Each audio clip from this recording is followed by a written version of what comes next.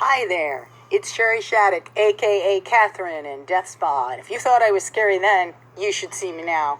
So Tommy wanted to let me know that all he really wants is a good interview and a blowjob. To which I respond, who doesn't? So I know you're wondering, like me, which one Tommy will get. So tune in soon and enjoy the show. Hey dudes, welcome to Splat from the Past, the only 80s themed horror and sci-fi show where things could get totally radical. Now today I will be welcoming a sexy, gorgeous exploitation star who has done a fair amount of A-list movies as well. The lovely and talented Max Wasa. Max, of course, started out in big movies like Porky, Scarface, the remake of Where the Boys Are. She guest starred on Miami Vice and Dream On, and she was also in L.A. Bounty, Savage Beach, and so many others. And she's also a very talented singer. She's posed for Playboy. She's just done an awful lot. And I'm going to have her on the show today, and we're going to talk about all that stuff, and I can't wait. Post Halloween October, first episode of Turkey November, and let's just hope for the best with the election tomorrow.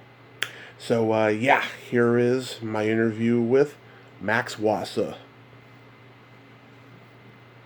Hello. Hey, Max, welcome to the show. How are you today? Hey, I'm well. How are you? Pretty good. Just anticipating, tomorrow's election, but other than that, I'm great. Yeah, it's times are a changing. They're changing, and they're just friggin' weird. They are weird. That is true. It's true.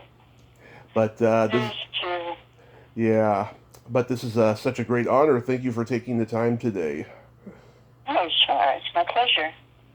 So, going back in time, did you gravitate toward acting and music early on in your childhood?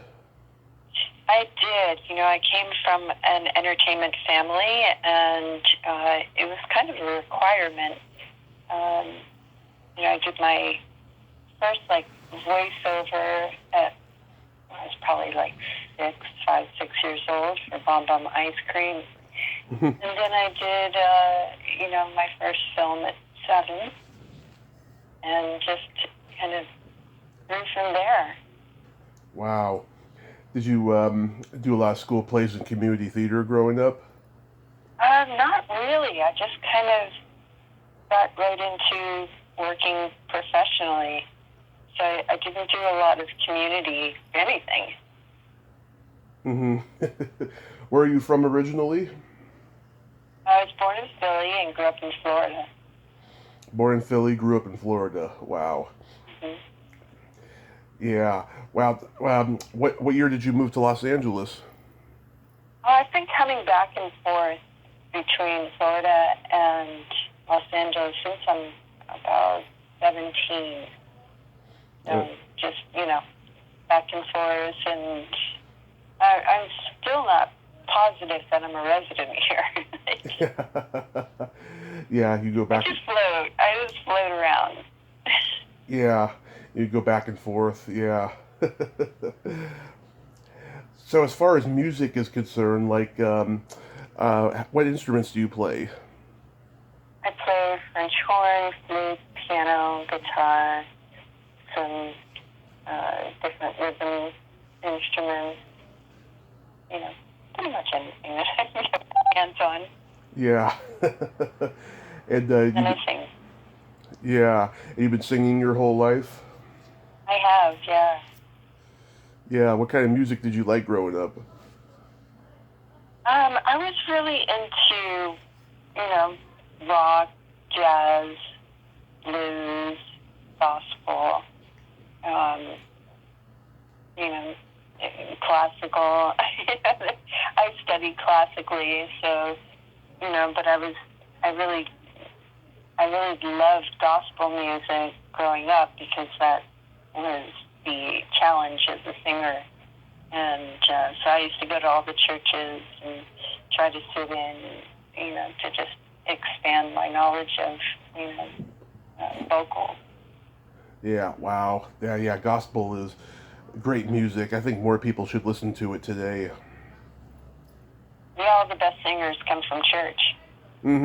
Absolutely. So you mentioned you made your first film when you were 7. What movie was that? It's called The Ice Cream Man. The Ice Cream Man? I I don't think I got, saw. killed very quickly. This is my first death. It's a horror movie? It is, yeah. Yeah. I can't believe I never heard of that one. Wow. Yeah, it's floating out there. It was what was it? It was shot in Florida? It was, yeah. Yeah. Miami. It was a local Florida horror film. I don't think it was local. It was shot there, but I believe the main cast was cast out of New York and LA. Huh. It was a pretty big production. Wow, that's interesting. So, I'm going to mention acting credits. Tell me anything you remember. All the way back in my career, or like what I have out now, or, The older ones, and we'll get to newer stuff, of course.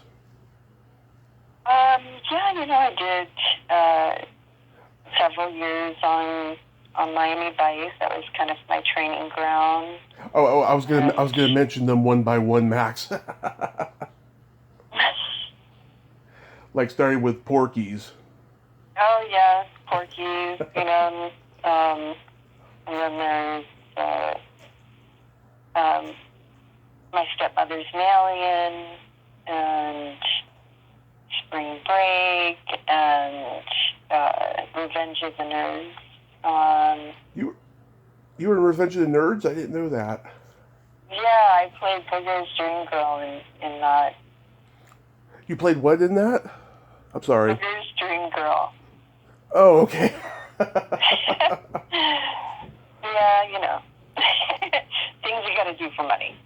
Yeah, that was shot in Yeah, Arizona. that was great fun. It was really. Yeah, that was really shot. Fun. That was shot in Arizona. No, it was shot in Fort Lauderdale. It was the second one. Oh, okay, the second one. Yeah, I've seen the second one many times, of course. Nerds in Paradise. Yeah, Nerds in Paradise, yeah. A lot of people don't like that one as much as the first. I think it's just as funny. It's got some really funny moments in it.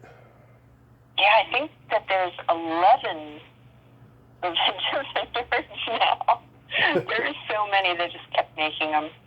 Well, they did 4, and then they ended up doing that reality series. It seems like they just go on and on and on. Yeah.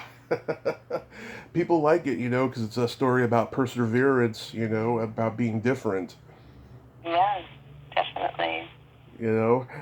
But Porky's, though, I mean, Bob Clark, I mean, I've heard that he was just a great guy, a great director. Did you like being directed by Bob Clark? Well, the whole cast and crew were great, and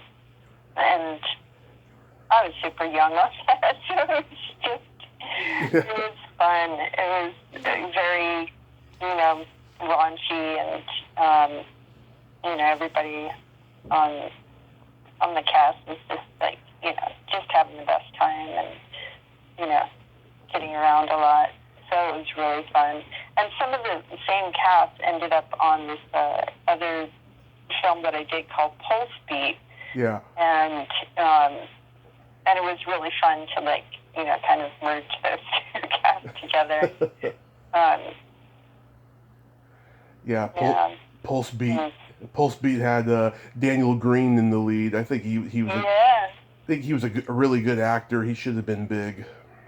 Yeah, he was great. He was great. He went on to do, like, some nighttime drama and stuff. But he was great. We had run into each other in LA several times. Yeah, I remember he did Elvira's movie, Elvira, Mistress of the Dark, and then he was in Kingpin. You see him in the past as, the young Woody Harrelson's father, and then you see him again in the present as older Woody Harrelson's father, and him and Woody are like the same age. Right. Right. It's so funny.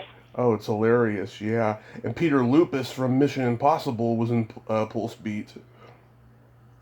Oh, he was. That's right. Yeah. You know, time flies. My memory goes right out the door. Do you remember anything from Scarface? Oh, well, how can you not? That was a very frantic set. You know, a lot of things going on at once. It was a little intimidating.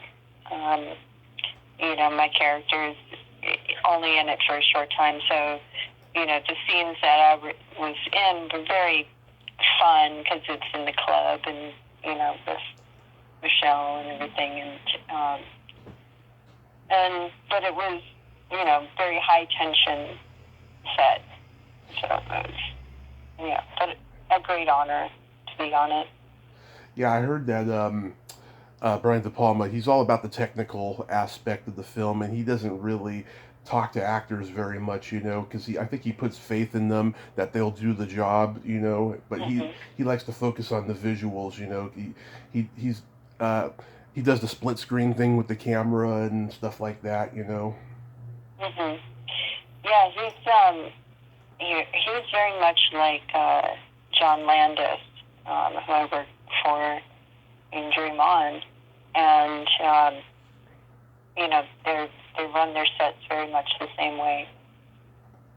Yeah, John Landis, oh, what a genius that guy is. How was working with him on Dream On? Great. It was, you know, Dream On was groundbreaking. You know, if you know the show at all, it just changed the shape of HBO and, you know, that kind of comedy. And, you know, it was such fun, the different changing casts all the time, and, you know, getting to work with so many different people. And I actually shot the pilot twice, and they changed half of the cast from the very first time we shot it, and then brought us back with a different cast. So it was kind of crazy.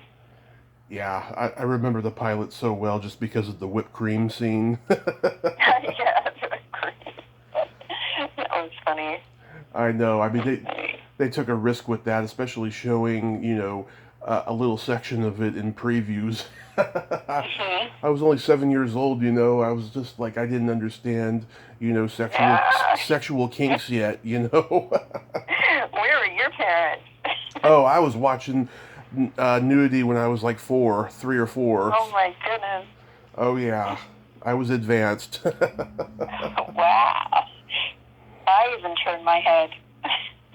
Because I grew up in the cable era, you know, and if I watched something R-rated with my parents, you know, they would have me turn my head and stuff, or go into my room until something was over. But like if I was on my own, I'd be watching it, you know, full out when my parents were asleep. Yeah. Oh, that's hysterical. You also did the remake of Where the Boys Are. I did.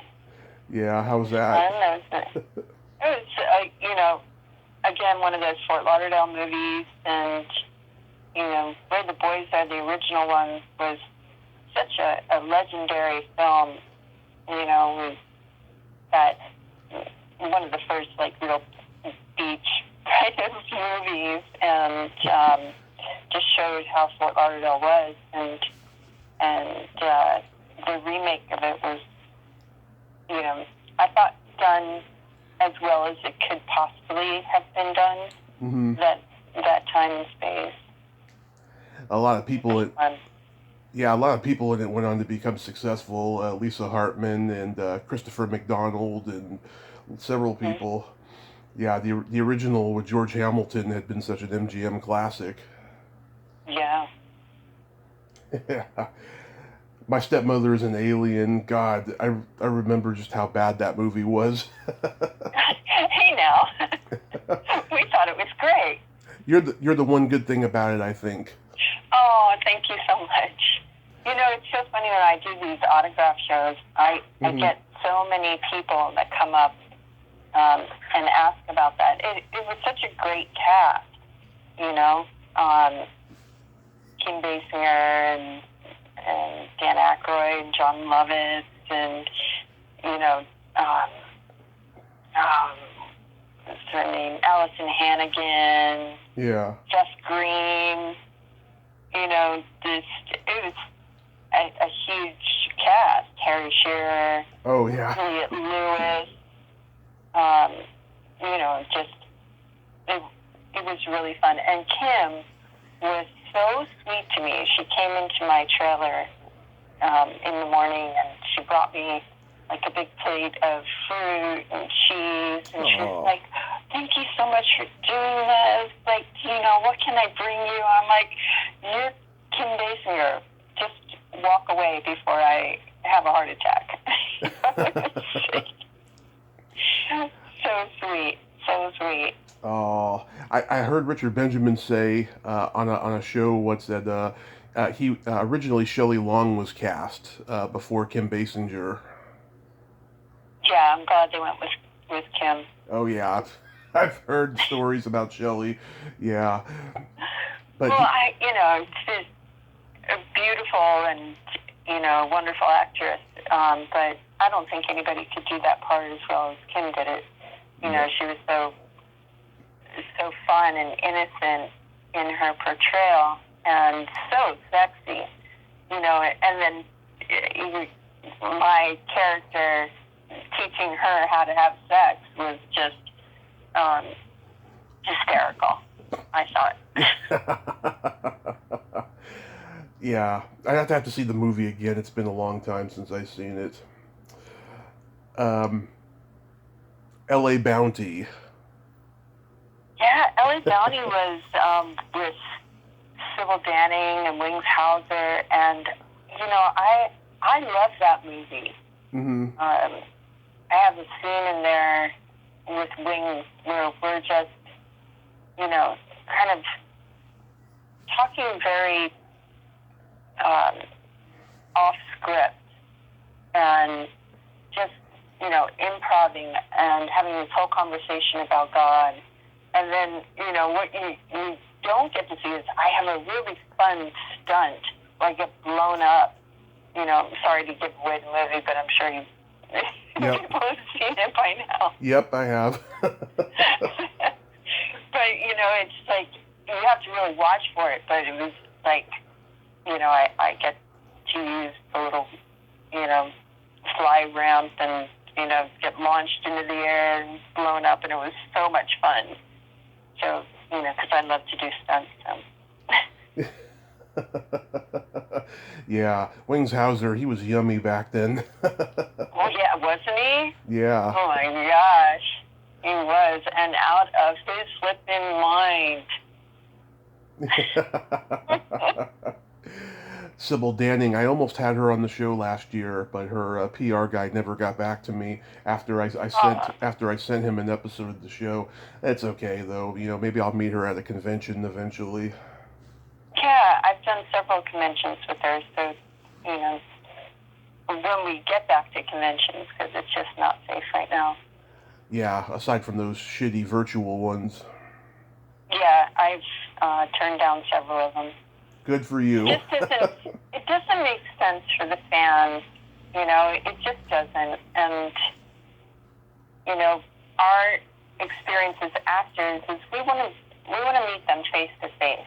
Yeah. And, as much as I appreciate the situation that we're in, we just want to share stories with them, want to meet them, and, give them that opportunity to, talk to us about what it is that they liked about our performances and whatever it is that, they enjoy. And, the virtual cons they're just falling short.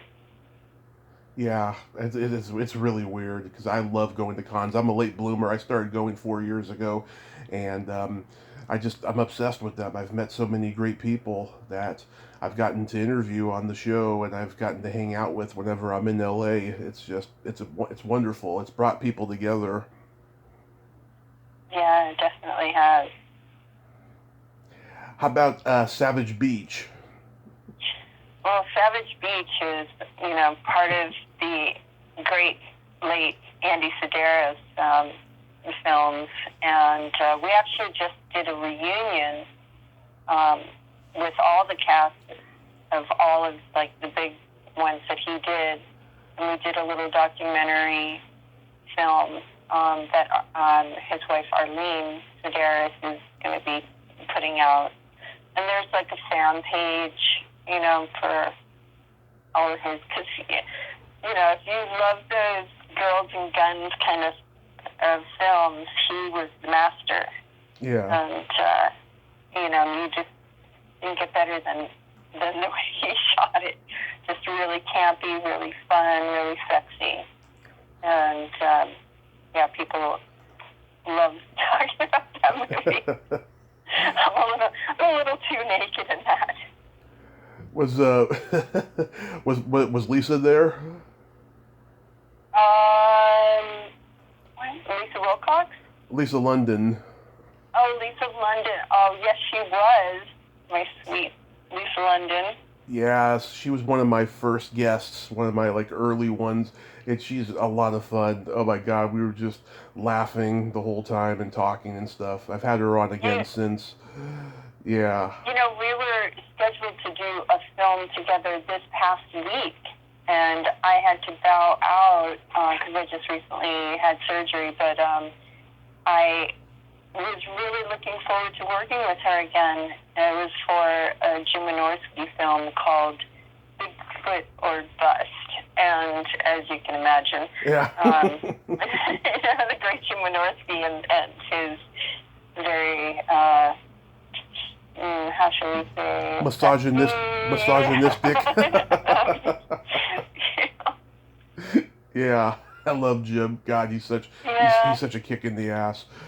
Yeah. He is. Yeah. But, we have another one coming up, so I'll let you know when that one's coming out for Lionsgate. Oh, that would be great. Lionsgate's great. Robert Altman started Lionsgate. Yeah, and that's where Jim comes from. He worked very closely with him, and it shows in his films. Mm-hmm, it sure does. Did you do a body double for Vision Quest? I did. I doubled for Linda Fiorentino. Mm-hmm. So pretty much everywhere you see her, it's actually me. Wow. I love that movie. I wrestled in high school, and the whole team, we'd do it our own screening for it and stuff. Yeah. Yeah. That was a good one. All the wrestlers love that film. Mm-hmm. It's pretty intense. Now, fast forward, you worked with another guest of mine, Harrison Smith, on Death House. Yes. Yeah. A lot of people are talking about that right now. I guess it's out on Netflix as we speak. Yep. A lot of people got mixed response about it and stuff. Did you like the end result?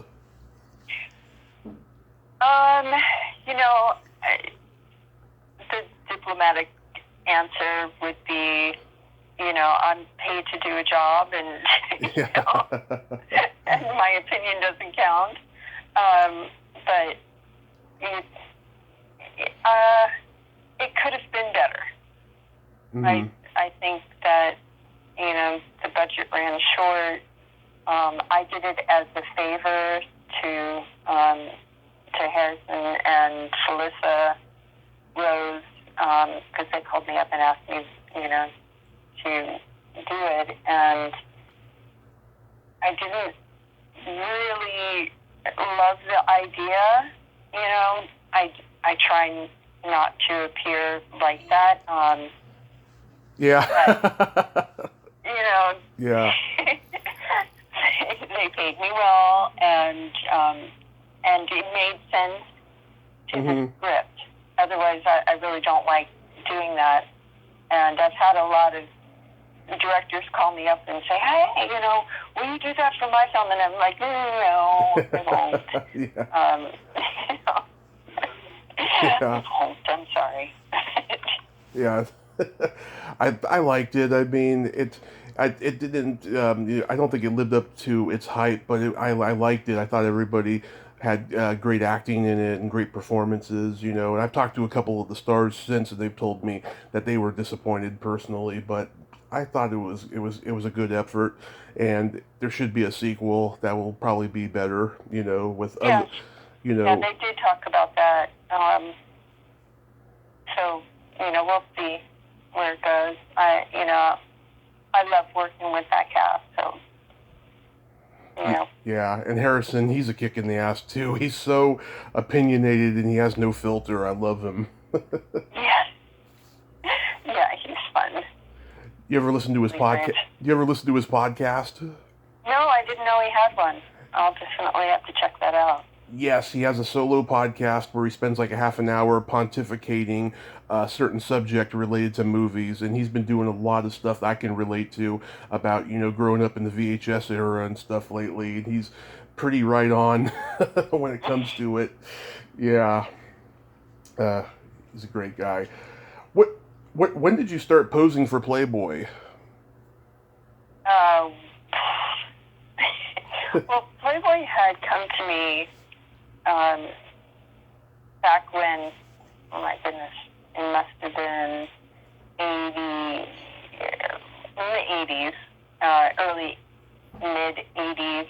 I had a run as Miss Teen Florida, and they approached me then, and I was like, I'm a little young for that. And then one of my best friends, Terry Weigel, posed, and she said, you should reconsider, they're a great company. And I didn't really, it wasn't something I wanted to do, especially coming from where I did, and, my family, they really, weren't enthused about me doing anything like that. But Playboy came and said, well, we'll give you a celebrity contract, which is different than the Playmate contract. Yeah. And we negotiated back and forth and finally agreed on doing something, and that's where it went. And, they still run stuff, all the time. I can't get away from it. Yeah, it's funny. I have a collection going back to like the 50s, right? I don't think I have any of yours yet. I get them on eBay and stuff like that. I have, what's her name? Marley Renfro, who doubled for Janet Leigh in Psycho. I have like one of hers and stuff. Oh, wow. Yeah, and I told her a couple years ago when I talked to her, she's like 88 years old now. Yeah, wow. That's so cool. Yeah, so I like to collect those and stuff. Not a big fan of Penthouse. And it's funny, I interviewed a Penthouse pet, and I do like Penthouse, right? But I can't stand Hustler, right? And so, like, when I'm talking to this Penthouse pet, I got the two of them mixed up, and so I called Penthouse Trashy, and then she like became the only guest to ever hang up on me. Oh, wow. Yeah. Penthouse had also offered me Pet of the Year and, a large amount of money, and I felt personally that it was a little too gynecological for me. It's like, because in Playboy, I'm not even fully naked. So, you'll be very hard-pressed to find anything that is, distasteful. They really made sure to, shoot me in a way that I felt comfortable and that was comfortable for my, my family and how I was being promoted at that time. So I was really grateful for that. Yeah, I mean, just as long as I see, memories, that's all I care about. Right. Well, there's lots of that. Awesome. I was reading you once sang with Alice Cooper in front of 60,000 people. How did that come about? Yeah, that was a crazy thing. I was singing at a club called the Spice Club in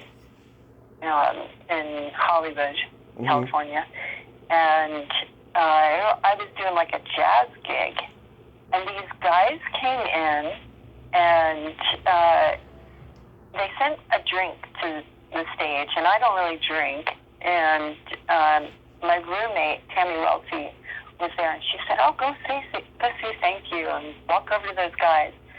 And I reluctantly walked over there, and it looked like a bunch of rocker guys, and then several guys in suits, and I said, "Well, thanks for the drink. I don't drink, but, Yeah. And they said, "We really love what you're doing up there. You have pipes." And I said, "Well, thanks." And they said, "We'd love for you to come down and audition for Alice Cooper tomorrow."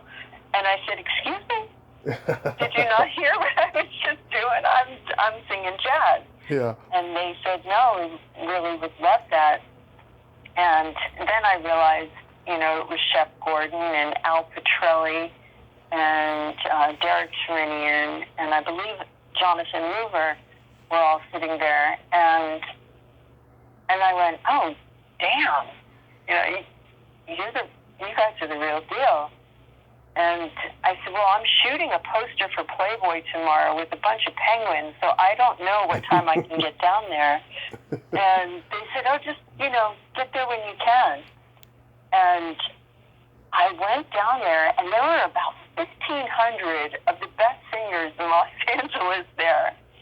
And I went out to the phones, and I called my roommate. I said, "I'm leaving. This is ridiculous. I'm not doing this. I don't audition like this." And she goes, No, just stay.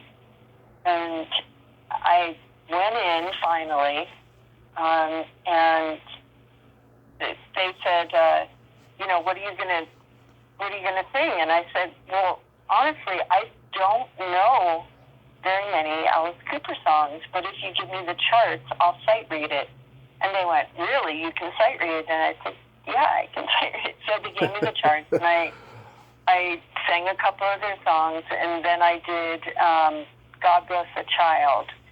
And they brought the band in to play with me, and Desmond Child was there, and Alice, and they said, "Okay, great, go back out to the waiting room." And I went back out and sat there for another couple hours with all these girls, and they finally walked out and said, "We'd like to ask Max and this other girl, Devin, to join the tour." And I looked around the room like, "Wow, there's another Max here. How crazy is that?" And they looked at me and went, "No, you." And I was like, No, not me. So I joined the band, and we rehearsed for probably like 2 or 3 months, and then went off to Europe and toured, and did the videos and played at Wembley, and it was life-changing. Wow, yeah, I'm a huge Alice Cooper fan. I have every song memorized, his most obscure ones, and I can sing them perfect in karaoke. Oh, that's great. Yeah. He was fantastic. He was one of my favorite people to ever work with, and unfortunately I didn't get to do Asia with them, but it was a huge honor to ever perform with Alice. Yeah, oh, that's wonderful, yeah. I've heard he's a great guy. He was a great guy. And the band was so fantastic. Al Petrelli, who's Megadeth and Sabotage, and who is now, the leader of Trans-Siberian Orchestra, and the great Jonathan Mover, drummer who's, been with everybody under the sun. and Derek Sherinian from Dream Theater, and it's just really the best band that you could ever dream of being. It's a super group. Definitely. So, with the newer stuff you got coming out, what can you talk about? I have a new series called Paradise City, which the great Ash Avildsen from Sumerian Records, I don't know if you're familiar with him, but his dad was John Avildsen, the Oscar-winning director, and he did, Karate Kid and Rocky and, so on. So this is his son who's taken up his footsteps and created this show off of a movie that he had done called American Satan. And man, I can't wait for everybody to see this show. It's got a cast that is so crazy talented. Do you know anything about it? Have you? No. The only thing I know about Paradise City is the song from Guns N' Roses. That's about it. It's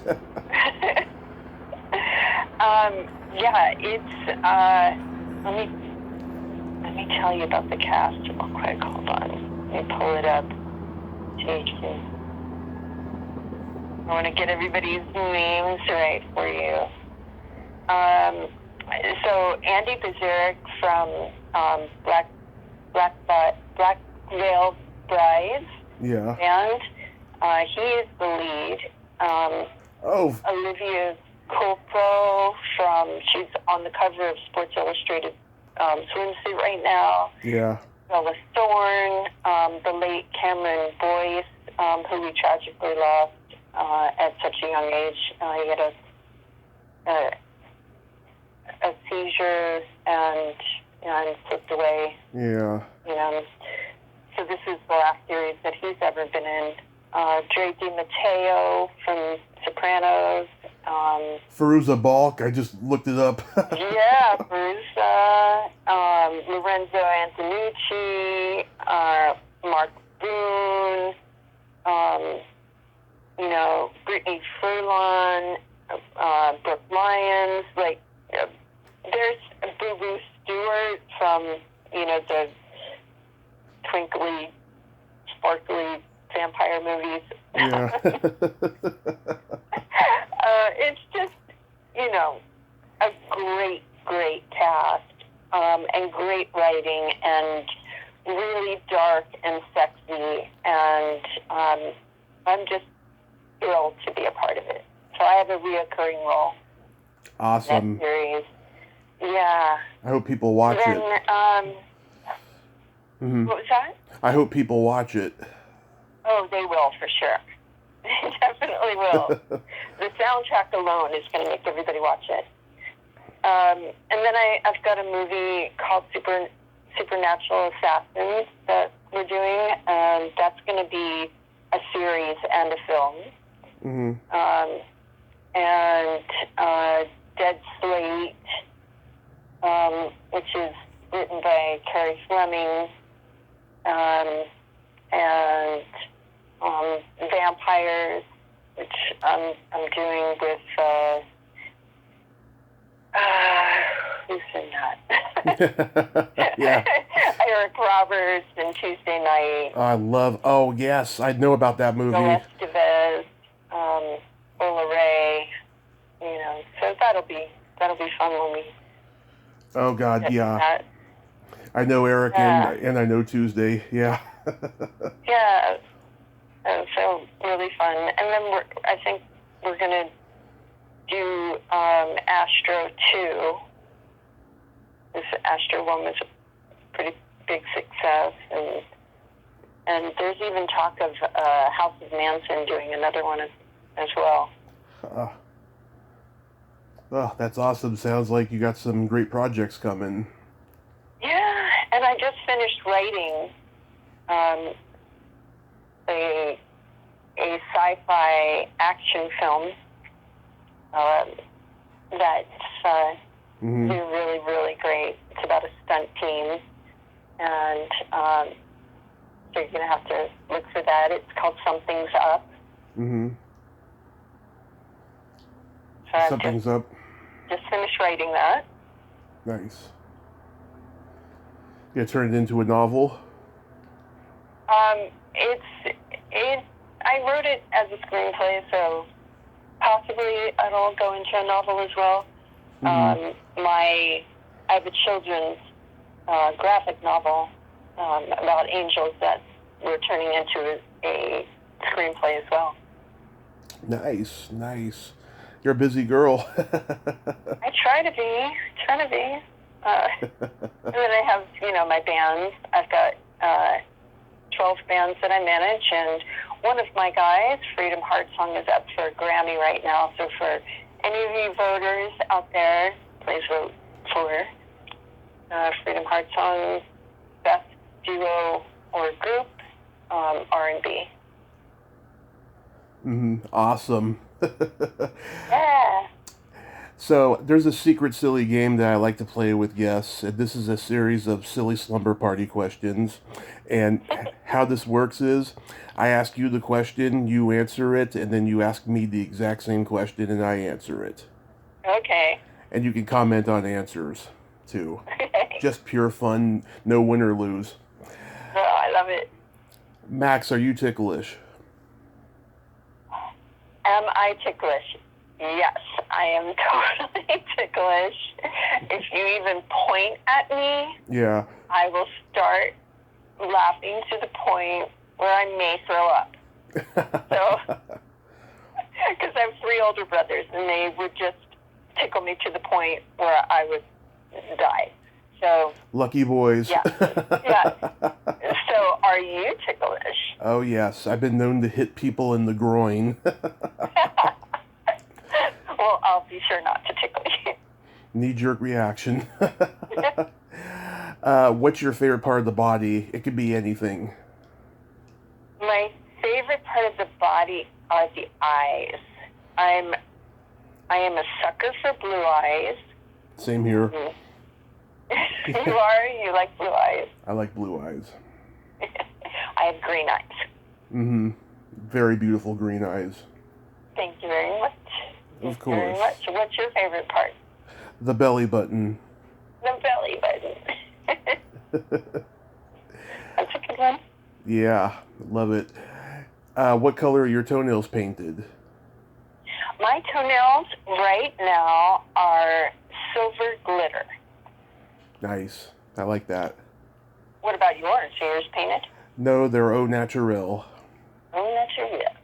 No little shellac, no shine to them.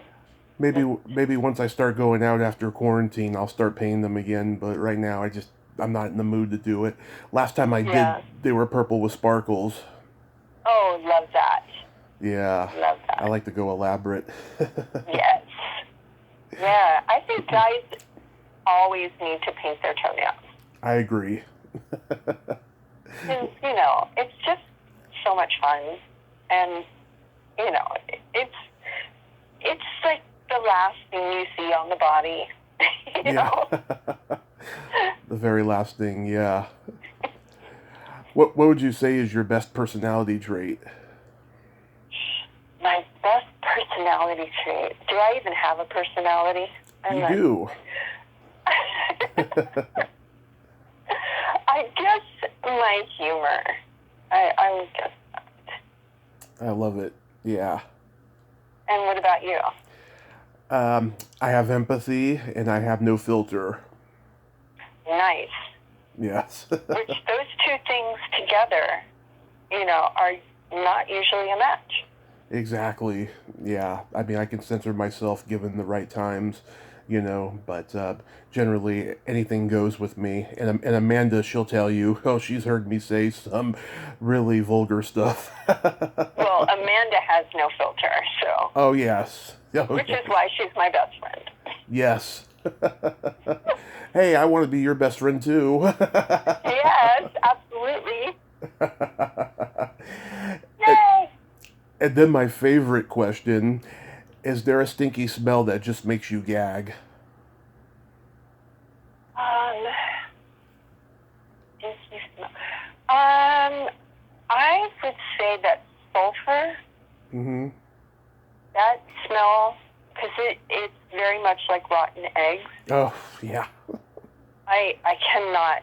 No. Mm-mm. I'm kind of like, kind of puking now. So. Sorry, I didn't mean to drum up bad memories. Oh. So what about you? Either Your stinky smell. either farts or feet. But you never know what kind of fart you're gonna get. Like some people have like flowery, you know. It's rare. I never get the good ones. Never. Well, I have no body odors. That's good. That's good. My feet don't stink, darling. Nice. Ed, I have a couple jokes to tell you to wrap this up. Okay. You know the difference between a golf ball and a G-spot? Oh, do tell. A man will spend 20 minutes looking for a golf ball.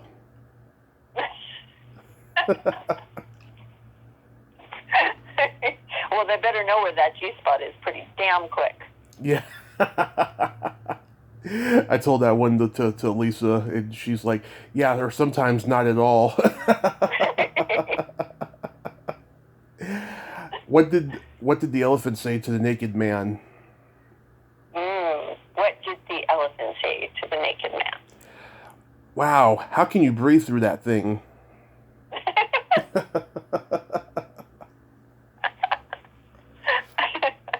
I love that one. Well, Max, I thank you so much for coming on today. This was a lot of fun.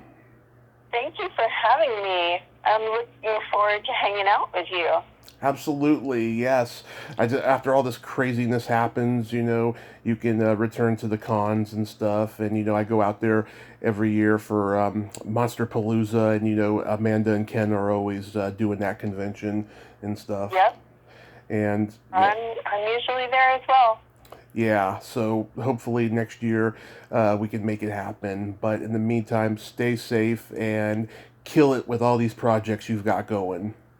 Thank you so much. My pleasure. You have yourself a great day. You too. Float free. Okay. Bye-bye. Bye. Well, there you have it. Max Wasa. Ain't she a sweetheart? Oh, God broke the mold when they made Max Wasa. Good girl in real life, bad girl on screen. She's a gem. If you like this video, everyone, please subscribe to my YouTube channel. Add me as a friend on Facebook. Join my Tommy Kovac comedian page on Facebook. Follow me on Twitter and Instagram and all that fun stuff. I know I just keep some days when I want to do the social media and some days when I don't. But until next time, this is Tommy Throwback Kovac saying there's no shame in living in the past because the present sucks. Later, dudes.